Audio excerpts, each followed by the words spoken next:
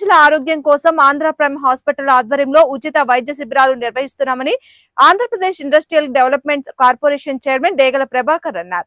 గోరంట్ల రామాలయం వద్ద Andhra prime hospital ఆధ్వర్యంలో ఉచిత మెగా వైద్య శిబిరాన్ని నిర్వహించారు. ఈ శిబిరానికి ముఖ్య అతిథిగా ఏపీఐడిసి చైర్మన్ డేగల ప్రభాకర్ హాజరై శిబిరాన్ని ప్రారంభించారు. ఈ మెగా వైద్య శిబిరంలో సుమారు 430 మంది ప్రజలు వైద్య సేవలు పొందారు.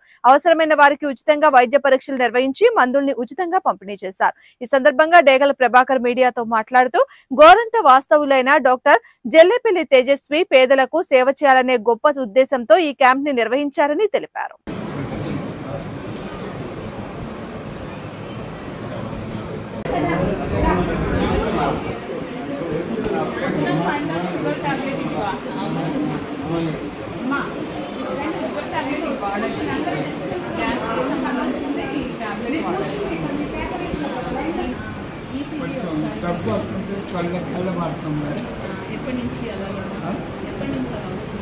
అదే గొడవలో నెట్గా ఉంది.